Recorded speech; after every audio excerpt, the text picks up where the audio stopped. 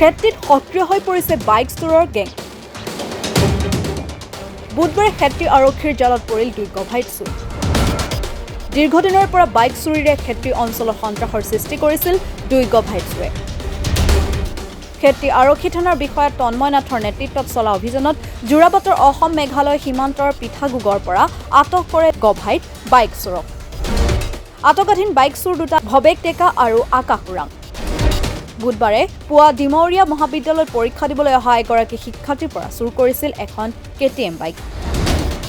পৰৱৰ্তী সময়ত খেতি আৰক্ষীক ছাত্ৰজনে অভিযোগ দাখিল কৰাৰ পিছতে আৰক্ষীয়ে অভিযান চলাই আটক কৰে 2 গভাইট বাইক চোৰক।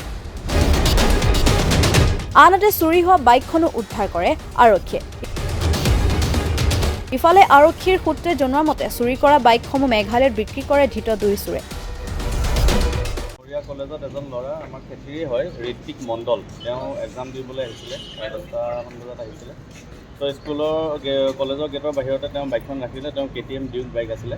তো এক্সাম দিবলৈ গ'ল, এক্সাম দি আহি তেওঁ 12টামান বজাত দেখে যে তেওঁৰ বাইকখন নাই, চুৰি হৈছে। তেওঁ লগে লগে আহি আমাৰ থানাত জনালে আৰু আমি অলপ CCTV ফুটেজো চালোঁ। CCTV ফুটেজ চাই সাধাৰণতে টেঘেৰীয়া ফালে মেঘালয় বাইকবোৰ বিক্ৰী কৰিব নিয়ে বুলি আগৰ পৰা আমাৰ অলপ খবৰ এটা আছিলে। তো আমি সেইফালে পিছা কৰিলোঁ। পিছা কৰাৰ পিছত বাইকখন সিহঁতে কোনোবাই গম পালে আৰু আগতো আমি মানুহ ৰাখিলোঁ।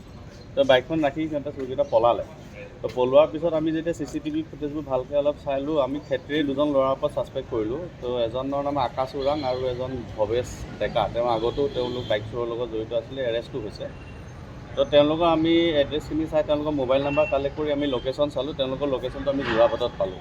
তো যোৰাবাটত পাই পেলাই আমি তেওঁলোকক এপ্ৰিহেণ্ড কৰিলোঁ আৰু তেওঁলোকে স্বীকাৰ কৰিছে যে তেওঁলোকে এখন বাইক চুৰি কৰি লৈ গৈছে আৰু বাইকখন তেওঁলোকে এৰি থৈ মানে সোণাপুৰ বৰ্ডাৰ পিঠাগুগ বুলি এডোখৰ জেগাত বাইকখন এৰি পেলাই তেওঁলোকে পলাইছিল।